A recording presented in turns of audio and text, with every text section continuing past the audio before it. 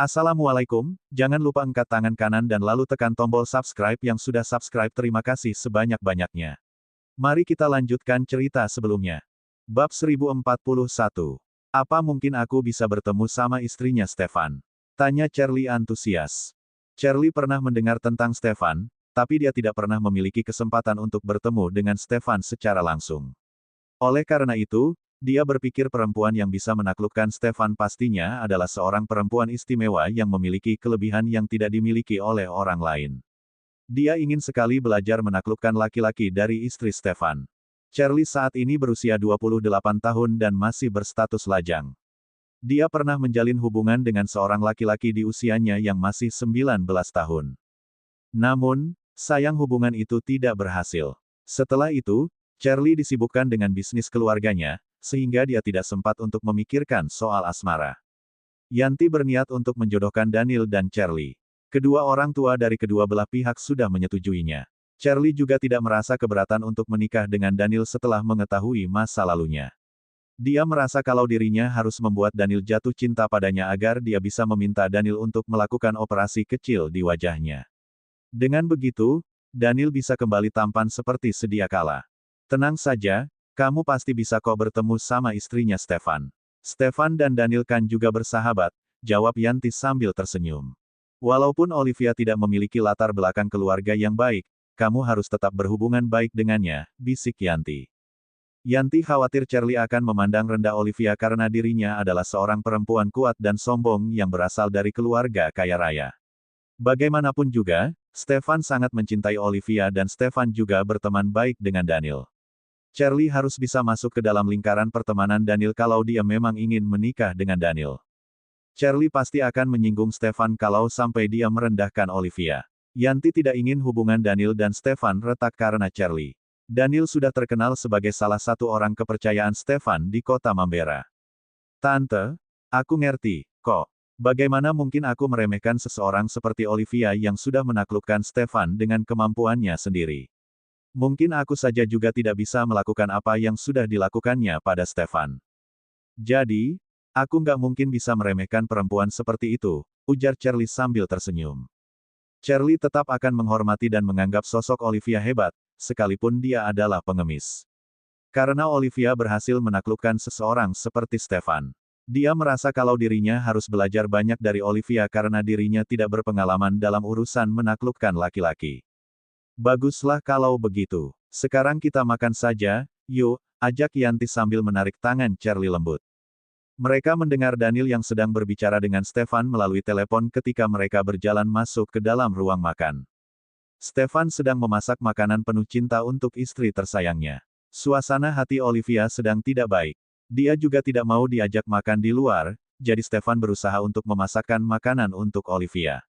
Nenek Sarah masih belum pulang sampai malam begini dan tidak ada yang tahu kemana dia pergi. Namun, Olivia tidak lagi merasa khawatir dengan keadaan nenek dan hanya bertanya-tanya kemana nenek pergi karena dia tahu kalau nenek pergi keluar untuk mencari jodoh bagi cucunya. Selain itu, Stefan juga pernah memberitahu Olivia kalau nenek Sarah adalah seorang pemimpin sebuah badan intelijen ketika dia masih muda dulu. Dia perlahan mulai mundur dari badan intelijen setelah menikah dengan kakek. Namun, sampai sekarang nama nenek masih sangat harum di dunia intelijen. Bahkan pemimpin badan intelijen saat ini sangat menghormati nenek dan mengagumi nenek sebagai senior mereka. Olivia masih duduk di atas ayunan kursi sambil memandangi langit yang mulai berubah gelap. Tidak lama kemudian, ponsel Stefan berdering. Ternyata Daniel yang meneleponnya. Stefan buru-buru menghentikan apa yang sedang dilakukannya dan mengangkat telepon dari Daniel. Kenapa, Neil? Stefan? Besok barbekue di vilamu jadikan. Ingat ya kalau kamu harus menyiapkan banyak kaki ayam yang besar untukku. Aku kangen banget sama kaki ayam panggang buatanmu. Sudah lama banget aku nggak makan itu, ujar Daniel dari balik telepon. Bab 1042. Kapan aku bilang mau adain barbekue di vilaku? Tanya Stefan kesal kenapa Daniel harus makan barbekue di villa Stefan. Jangan lupa juga cumi, udang dan daging kambing. Aku suka semua makanan yang kamu panggang, ujar Daniel tanpa memedulikan perkataan Stefan. Stefan langsung saja menutup teleponnya setelah mendengar perkataan Daniel. Namun, tiba-tiba sebuah ide muncul di benak Stefan. Bagaimana kalau dia melaksanakan barbecue di vilanya seperti apa yang dikatakan Daniel padanya di telepon tadi? Lagi pula, besok adalah hari Minggu, jadi Stefan dan yang lainnya tidak perlu pergi bekerja ke kantor. Dia selama ini juga belum pernah lagi mengajak Olivia ke vilanya yang memiliki area khusus barbecue. Stefan sepertinya juga akan mengundang beberapa orang teman untuk berkumpul dan menikmati barbecue bersama. Dia ingin membawa Olivia ke villa selama beberapa hari untuk membuat Olivia lebih relaks dan menikmati pemandangan indah di sana. Stefan dengan cepat langsung mengirimkan pesan kepada Daniel. Oke, kamu ajak Reiki dan suruh Reiki ajak Bram juga kalau dia ada waktu, tulis Stefan di pesan singkatnya kepada Daniel. Di sisi lain, Daniel langsung bernapas lega setelah menerima pesan dari Stefan. Untung saja kebohongannya ini berjalan dengan lancar. Lagi pula, Daniel tetap akan pergi ke rumah Stefan dan terus mengikutinya kemana Dun Stefan pergi, sekalipun Stefan tidak bersedia melaksanakan barbecue di vilanya. Daniel dengan cepat memberikan balasan setuju untuk melaksanakan perintah Stefan. Stefan berjalan ke balkon setelah selesai menelepon Daniel. Makan malamnya sudah jadi, tanya Olivia setelah melihat Stefan menghampirinya. Sebentar lagi jadi. Kamu sudah lapar? Iya. Mau makan sup dulu nggak? Kebetulan supnya sudah jadi, ujar Stefan. Aku nggak lapar. Aku nggak nafsu makan juga, jawab Olivia masih tenggelam dalam kesedihannya. Dia merasa sangat sedih dan tersentuh ketika kembali ke kampung halamannya. Semua kenangan yang pernah terjadi di hidupnya terus bermunculan di benaknya. Bahkan dia masih terus tenggelam dalam kenangan masa kecilnya setelah dia meninggalkan kampung. Halamannya lagi lalu kembali ke Mambera. Stefan berlutut dan menatap mata Olivia. Kemudian dia membelai wajah halus Olivia seraya berkata, besok kita pergi ke Villa Permai, ya. Pemandangan di sana sangat indah. Ada pemandangan gunung dan hutan yang sangat alami. Keindahan alam di sana benar-benar terjaga. Bunga-bunga juga sedang bermekaran sekarang. Jadi, pemandangannya menjadi lebih cantik lagi. Daniel tadi meneleponku dan memintaku untuk mengadakan barbecue di Villa Permai. Villa itu juga punya area khusus barbecue, jadi akan lebih mudah untuk membakar daging di sana. Aku menyuruh Daniel untuk mengajak Reiki dan saudaranya. Apa kamu juga mau mengajak Junia dan kakakmu? Stefan teringat akan kakak iparnya yang akan melakukan pembukaan toko 2 hari lagi. Jadi, kemungkinan besar kakak iparnya tidak akan sempat untuk ikut bersama mereka ke Villa Permai. Besok pagi, kita jemput Russell di tempat kakakmu dan kita bawa dia ke Villa Permai. Aku akan menyuruh Bilesti dan Dimas untuk membantu kakakmu di toko. Dengan begitu, kakakmu juga nggak akan kelelahan, ujar Stefan berusaha untuk mengatur semuanya dengan baik. Olivia menatap dan mendengarkan semua perkataan Stefan dengan saksama. Olivia, gimana? Kamu mau nggak? Kalau kamu nggak suka, kita ganti saja acaranya, ya. Tanya Stefan penuh perhatian. Olivia langsung memeluk Stefan lalu berkata, Stefan, makasih aku bersyukur banget ada kamu di sisiku. Stefan tidak pernah meninggalkan Olivia di saat Olivia sedang mengalami kesulitan. Stefan juga selalu berusaha menghibur Olivia ketika suasana hati Olivia sedang buruk. Laki-laki ini sudah banyak berubah demi Olivia seorang. Stefan membalas pelukan Olivia dengan perasaan bahagia. Tidak lama kemudian, dia melepas pelukan Olivia dengan lembut lalu berkata, kita adalah sepasang suami istri yang memutuskan untuk menghabiskan waktu bersama seumur hidup. Jadi, kita harus saling mendukung satu sama lain. Kamu menjagaku ketika aku sakit dan aku menghiburmu ketika kamu sedih. Stefan menggenggam tangan Olivia erat-erat. Mereka berdua saling mencintai satu sama lain. Toko kakakku akan buka 2 hari lagi. Jadi, kita berangkat besok dan pulang keesokan harinya pagi-pagi sekali, ya.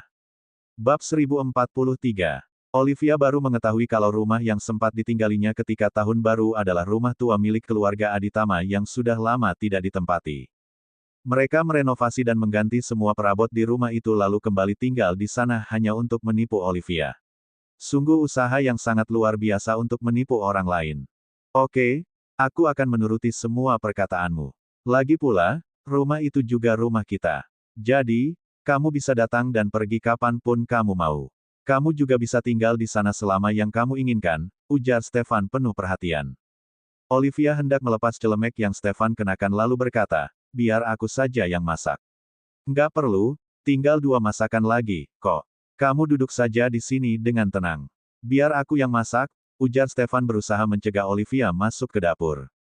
Olivia berinisiatif mencium pipi Stefan lalu berkata, sayang. Stefan sangat senang dicium pipinya dan dipanggil dengan sebutan sayang.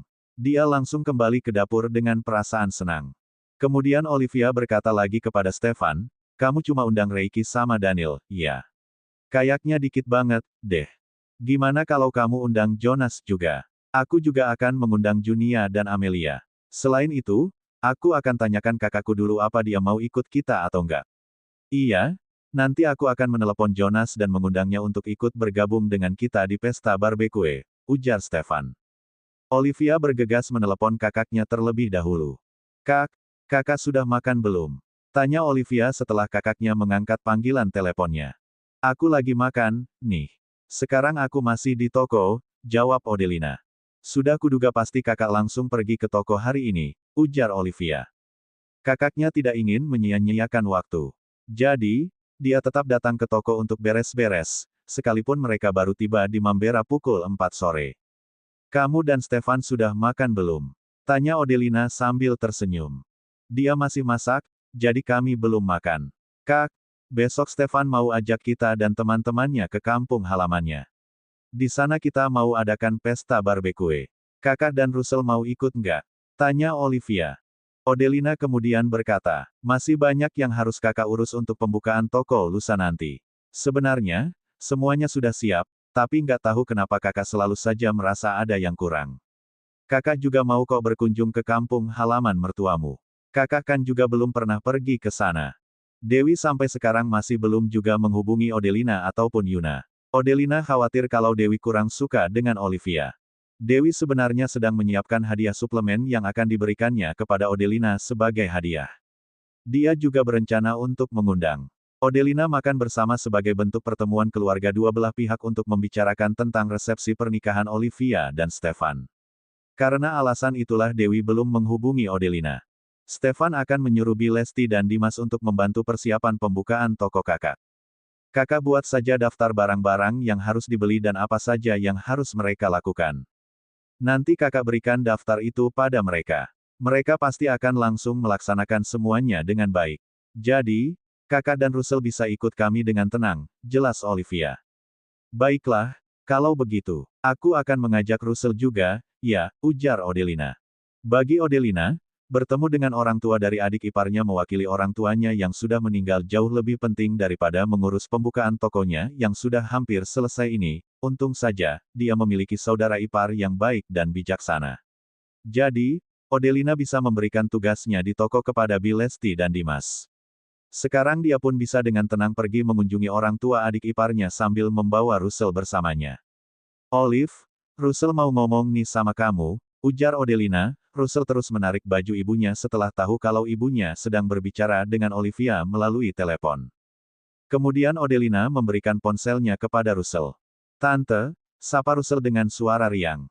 Russell lagi makan, iya. Russell makannya kenyang nggak? Russell lagi makan apa, sih? Tanya Olivia dari balik telepon. Mama nggak masak, jadi papa ngajak Russell pergi beli makanan untuk makan malam. Enak loh makanannya, tapi mama nggak mau makan makanannya. Jadi, mama cuma makan sayur saja, jawab Russell riang. Odelina masih dalam masa diet. Dia tidak makan daging untuk makan malamnya. Dia hanya makan daging ketika makan siang saja. Papamu datang lagi, tanya Olivia sambil mengerutkan keningnya. Keluarga itu benar-benar tidak tahu diri. Mereka selalu saja menghantui hidup Odelina dan Russell. Bab 1044. Papa main di taman sama Russell, ujar Russell lagi. Russell, papa sudah pulang belum? Tanya Olivia lagi. Papa sudah pulang. Papa bilang mau ajak Russell main lagi besok, dia mau ajak Russell ke kebun binatang. Tante, mau ikut Russell ke kebun binatang besok? Tanya Russell polos. Russell sangat senang diajak bermain oleh Ronnie ke taman. Sekarang dia terus membicarakan tentang ayahnya tanpa henti. Olivia tersenyum lalu berkata, besok tante mau pergi sama teman-teman tante. Mama Russell juga ikut, loh. Kita semua mau pesta barbecue. Russell mau ikut nggak? Aku mau pergi sama tante dan mama. Besok aku nggak jadi ke kebun binatang sama papa, jawab Russell tanpa banyak berpikir. Russell dan Olivia terus saling berbicara dengan riang gembira. Kemudian Olivia menelepon Junia dan Amelia setelah menutup teleponnya dengan Russell.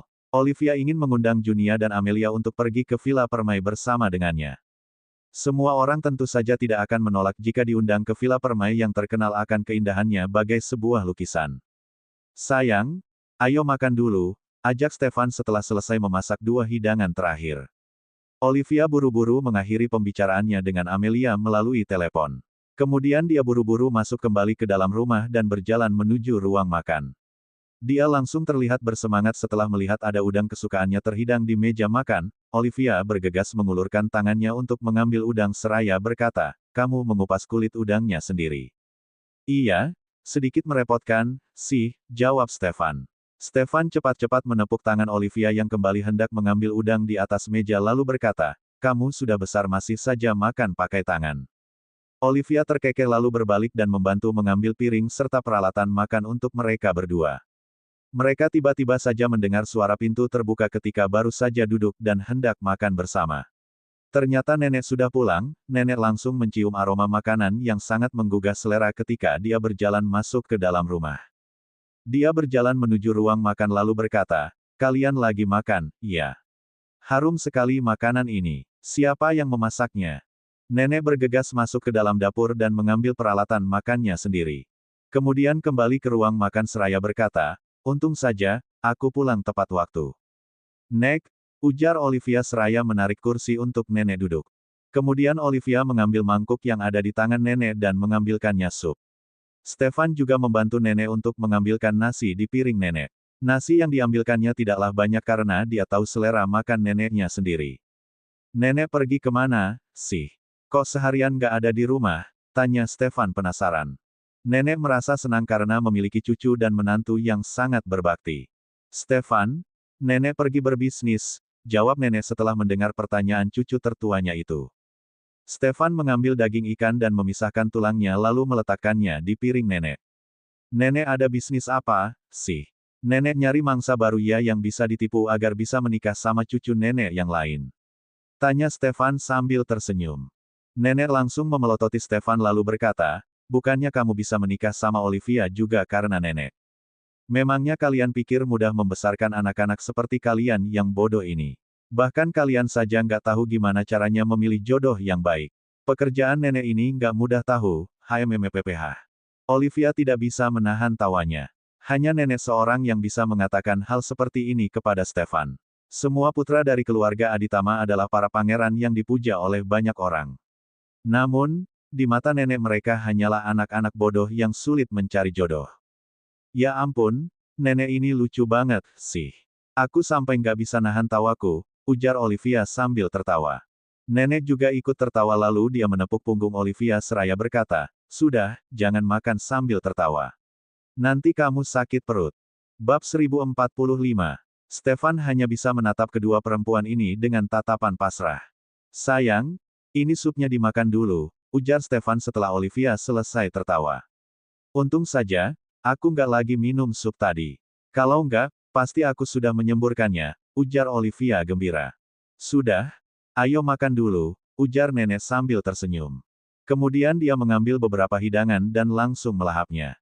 "Olivia, makanan ini bukan kamu yang masak, iya? Rasanya agak kurang," ujar nenek sambil mengerutkan keningnya. "Nggak enak ya, Nek?" tanya Stefan cemas. "Kalau memang nggak enak, aku akan telepon Ricky dan memintanya untuk membawa nenek ke restoran sekarang juga." "Mungkin nenek nggak cocok sama makanan di sini," ujar Stefan. "Agresif sekali cara bicaramu. Pastinya makanan ini masakanmu kan, Stefan?" tanya nenek. Kemudian nenek melanjutkan makannya seraya berkata, "Olivia, kemampuan masak Stefan masih belum cukup baik. Kamu harus membiarkannya latihan memasak lebih sering. Setiap akhir pekan, biarkan saja dia masak makanan 3 kali sehari. Dengan begitu, kemampuan masaknya pasti akan meningkat." "Nenek terus saja mengejekku. Tapi aku tetap akan terus memakan masakanku," ujar Stefan kesal. "Nenek nggak akan bisa makan masakanmu kalau bukan karena Olivia. Memangnya dulu kamu pernah masuk dapur? Kamu itu harus banyak berlatih. Walaupun kamu bukan chef bintang 5, setidaknya kamu harus bisa membuat makanan yang bisa dimakan dan nggak akan membunuh orang yang memakannya," ujar nenek. Stefan hanya bisa terdiam setelah mendengar perkataan nenek. "Nek, besok kami mau ngadain pesta barbecue sama teman-teman kami." "Nenek ikut juga, ya," ujar Olivia berusaha mengalihkan topik pembicaraan. Kalian anak muda saja yang pergi. Nenek sudah tua, gigi nenek juga sudah ompong. Bagaimana mungkin nenek bisa makan bakar-bakaran daging kayak gitu? Ujar nenek sambil tersenyum. Sekarang nenek sedang fokus ingin mencari jodoh untuk Samuel cucu keempatnya. Namun, nenek belum juga menemukan target yang tepat untuk dijadikan calon istri bagi Samuel. Ada terlalu banyak laki-laki lajang di rumah yang perlu nenek khawatirkan. Oh iya, kakak ipar juga ikut loh, Nek, ujar Stefan cepat. Nenek juga ikut kalau memang Odelina ikut. Nenek akan menyuruh orang tuamu untuk bersiap-siap di sana. Nenek juga mau ikut bersenang-senang sama kalian. Lagi pula, Odelina ikut ke Villa Permai sebagai pengganti orang tua Olivia. Jadi, nenek juga harus ikut untuk menemaninya, ujar nenek sambil tersenyum. Oke, Nek, jawab Stefan cepat. Olivia tersentuh setelah mendengar percakapan di antara nenek dan cucunya ini. Keluarga Aditama tidak membencinya karena latar belakang Olivia yang kurang mumpuni. Mereka justru sangat menghormati dan menyayanginya. Nenek juga menyuruh Olivia untuk mengajak keluarga Sanjaya untuk datang ke Villa Permai esok hari. Karena nenek menganggap acara ini sebagai acara pertemuan antara kedua belah pihak keluarga. Daniel tidak menyangka kalau ajakannya untuk mengadakan acara barbecue menjadikannya sebagai pencetus pertemuan antara kedua belah pihak keluarga. Odelina sudah pernah bertemu dengan semua anggota keluarga Aditama. Namun, dia tidak pernah datang ke kediaman keluarga Aditama yang sesungguhnya. Di sisi lain, nenek juga sangat mementingkan acara ini. Oleh karena itu, dia langsung menelepon anak sulungnya. Nenek meminta putra sulung dan istrinya untuk mempersiapkan semuanya dengan baik. Nenek adalah simbol keluarga Aditama.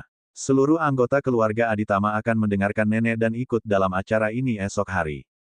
Nenek mengajak Olivia dan Stefan untuk pergi berjalan-jalan di luar setelah mereka semua selesai makan malam. Di luar banyak angin, keluh Stefan. Nenek langsung menatapnya dan berkata, kamu itu cukup berat. Angin juga nggak mungkin bisa menerbangkan tubuhmu. Bahkan kamu juga nggak perlu pakai baju berlapis-lapis. Stefan hanya bisa terdiam setelah mendengar perkataan nenek. Apa mungkin berat badannya bertambah? Sepertinya dia tidak bertambah gemuk. Olivia justru mengatakan kalau hatinya sakit karena melihat Stefan yang semakin kurus. Bab 1046. Hubungan Stefan dan Olivia membaik setelah Stefan menderita asam lambung hingga tubuhnya mengurus. Olivia merasa kasihan kepada Stefan. Perselisihan mereka yang disebabkan karena Stefan pernah tidak jujur kepada Olivia pun, pelan-pelan terkikis. Olivia keluar dari kamar mengenakan jaket. Dia juga membawakan sebuah jaket untuk Stefan. Angin di luar lagi kencang. Musim hujan soalnya.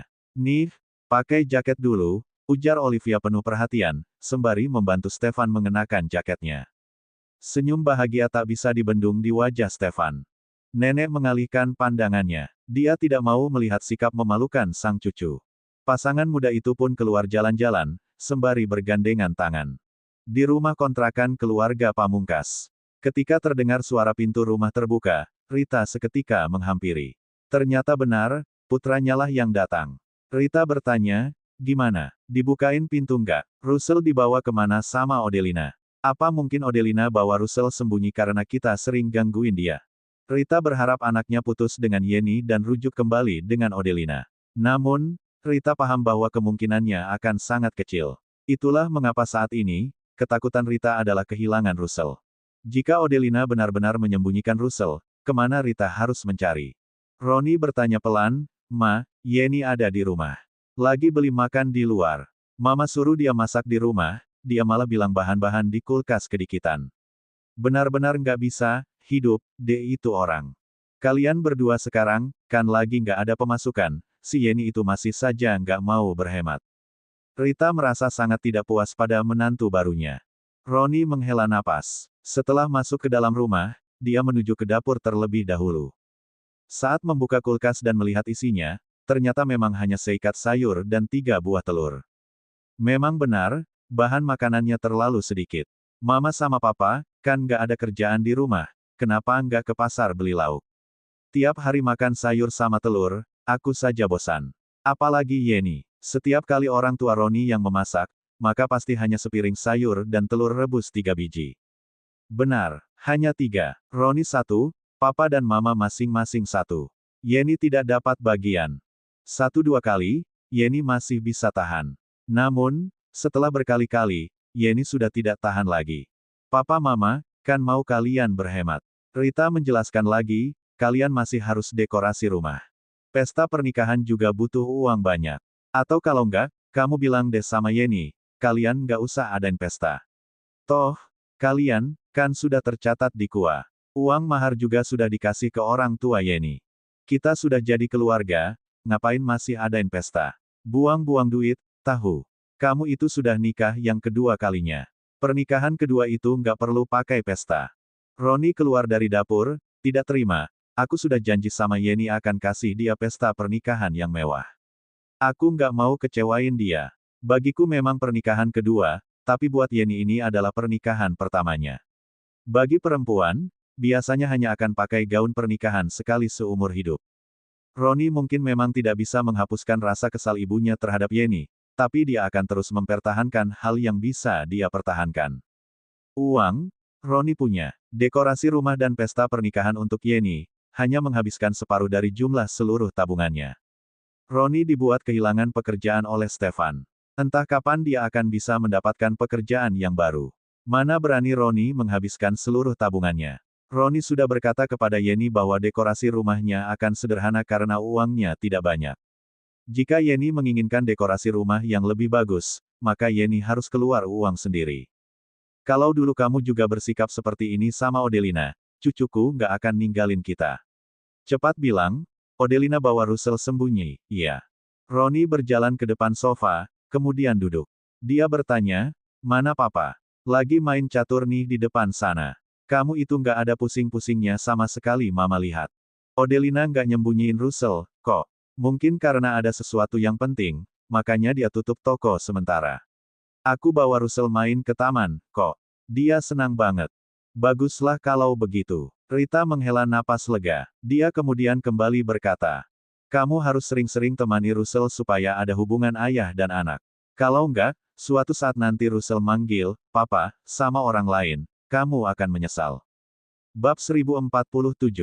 Roni duduk di sofa, diam sejenak, kemudian berkata, si Pak Daniel itu kayaknya lagi deketin Odelina. Bukan kayaknya lagi. Memang lagi ngejar Odelina. Kalau bukan karena tertarik sama Odelina, ngapain Pak Daniel sering banget ke toko Odelina? Mumpung Roni membahas hal ini, Rita menasehati, Roni, coba deh kamu lihat Odelina sekarang buka restoran, jual sarapan. Dengan kemampuan memasaknya, bisnis Odelina pasti bagus. Apalagi dia orang yang rajin. Sekarang diet pula, sudah nggak sejelek dulu. Bos besar kayak Pak Daniel pun sampai bisa tertarik sama dia. Itu berarti koneksi bisnis dia terbilang lumayan. Dan yang terpenting, keluarga dia keren banget. Nggak usah Olivia deh, menantu keluarga Aditama. Bahkan tantenya saja sudah hebat banget. Mama sudah cari tahu, nenek Yuna itu punya power banget di keluarga Sanjaya. Kalau kamu bisa rujuk sama Odelina, kamu bisa dapat bantuan dari keluarga Aditama ataupun keluarga Sanjaya. Kamu bisa buat perusahaan sendiri. Jadi bos sendiri. Enak banget, kan? Rita berhayal. Si Yeni itu, oke lah kalau cuma buat kekasih. Muda, cantik, bodinya seksi. Tapi, kalau untuk jadi istri, nggak cocok. Kamu lihatlah dia, tiap hari pagi-pagi banget sudah keluar rumah. Larut malam baru balik. Nggak ngerjain kerjaan rumah pula. Perempuan malas kayak dia nggak bikin hoki. Entah ngapain pula dia keluar tiap hari. Nggak cari kerja juga, dandannya sudah heboh kayak mau ke pesta. Roni, kamu harus hati-hati, loh. Jangan sampai diselingkuhi sama dia. Dulu mama sudah pernah ngingetin. Kalau untuk berumah tangga, Odelina yang lebih tepat. Wajah Roni tertekuk, menjawab tak berdaya. Ma, aku harus bilang berapa kali sama mama. Dekorasi rumah, Yeni yang tanggung jawab. Dia tiap hari keluar pagi-pagi buat ngawasin tukang yang dekorasi rumah. Aku juga sering lihat ke sana. Mama kira dekorasi rumah gampang. Dulu Odelina juga berangkat pagi-pagi, pulang malam buat ngawasin tukang renov, kan? Yeni itu anak bungsu di rumahnya, dia jarang banget ngerjain pekerjaan rumah. Dia masih muda, kita seharusnya kasih dia kesempatan untuk berlatih dulu. Jangan bandingin dia sama Odelina terus. Dia baru umur berapa? Odelina umur berapa? Roni dan Odelina seumuran, sedangkan Yeni lebih muda 5-6 tahun dari mereka. Pokoknya kamu awasilah si Yeni itu. Kalau dia sampai bisa menggoda kamu, berarti dia juga bisa menggoda laki-laki lain. Dulu gaji kamu tinggi, sekarang kalian berdua nggak punya pekerjaan, siapa yang bisa memastikan dia nggak akan menggoda laki-laki berduit lain? Roni diam. Menurut Mama, kamu mending putus saja sama si Yeni itu. Kejar lagi Odelina. Sekarang Odelina itu pohon emas. Siapapun yang dapetin dia, pasti punya masa depan yang bagus. Ma, kalaupun aku mau rujuk, Odelina harus mau menoleh dulu ke aku, kan? Memangnya anak laki-lakimu ini paling sempurna di muka bumi ini. Roni menjawab dengan sangat kesal, aku dan Yeni sudah jadi suami istri. Aku sudah pernah bercerai. Aku nggak mau bercerai lagi. Mama bisa nggak jangan ngomongin hal kayak gini lagi di depan aku. Bisa nggak jangan mojokin Yeni terus-terusan. Yeni itu menantu Mama. Kalau Mama nggak baik sama dia sekarang, nanti kalau Mama sudah tua, dia pasti malas ngurusin Mama. Mama jangan berharap sama kakak, deh. Kakak cuma mau pulang kalau ada untungnya saja. Kalau nggak ada untungnya buat dia, nggak mungkin dia urusin Mama. Kakak dan suaminya kerja sekian tahun, gaji bulanannya nggak sedikit. Tapi semua pengeluaran rumah tangganya malah selalu minta sama Mama dan Papa, sama uang yang aku kasih buat kalian. Tabungan mereka jauh lebih banyak daripada tabunganku. Roni mengusir kakaknya pergi. Namun, sang Mama dan kakaknya itu tetap sehati. Tidak suka dengan Yeni. Mereka nggak rela memakai uang mereka sendiri, malah pinjam uang ke aku. Aku nggak pinjemin, dia malah nggak tahu malu ganggu Odelina. Diusir, dia malah membungkus semua barang yang bisa dimakan dan dipakai dari rumah, dibawa pergi. Ma, anak perempuan Mama itu pencuri. Pencuri rumah keluarganya sendiri. Dulu Roni tidak masalah dengan itu semua. Itu karena dulu dia lebih punya uang daripada kakaknya. Setelah hubungannya dengan Odelina merenggang, Roni merasa kakaknya adalah satu-satunya saudaranya. Odelina hanyalah orang lain. Itulah mengapa, Roni mendekat dengan kakak dan orang tuanya. Namun, hari ini tak sama dengan hari sebelumnya. Pandangan Roni sudah berubah. Bab 1048. Tak terasa Roni sudah menjadi penyokong kakaknya selama bertahun-tahun.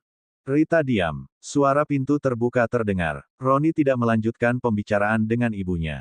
Sepertinya Yeni pulang. Ternyata benar, setelah pintu terbuka, Yeni telah membawa pulang 2 bungkus makanan. Sayang, kamu sudah pulang. Kebetulan, nih, makan, gih. Aku bungkus 2 porsi tadi. Yeni menenteng 2 bungkus makanan lalu mendekat dan duduk di samping Roni. Dia membuka bungkusan, memberikan 1 porsi kepada Roni. Setelah itu, dia mengeluarkan bungkusan makanannya sendiri kemudian mulai makan.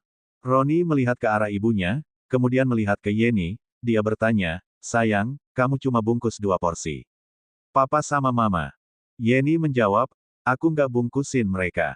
Kalau pengen makan apa, biar bikin sendiri saja. Masih ada mie instan 2 bungkus, masing-masing 1. Telur masih ada 3, cukup buat kalian 3 orang.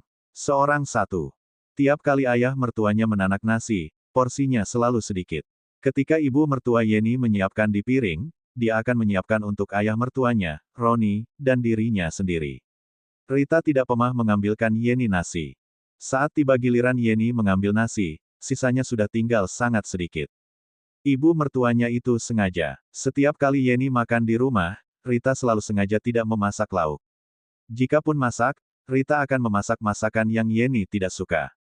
Sekalipun mereka memasak sebuah sayur dan telur rebus, hanya akan ada 3 porsi. Untuk Papa dan Mama Roni, kemudian Roni. Tak pernah ada bagian untuk Yeni. Jika bukan karena Roni selalu membela Yeni, membagi lauk dan telurnya untuk Yeni, mungkin sudah lama Yeni merasa rumah itu tidak pantas untuk ditinggali. Semakin lama Yeni berinteraksi dengan keluarga itu, semakin paham dia tentang mengapa Odelina justru berterima kasih pada Yeni karena membuatnya bercerai dengan Roni.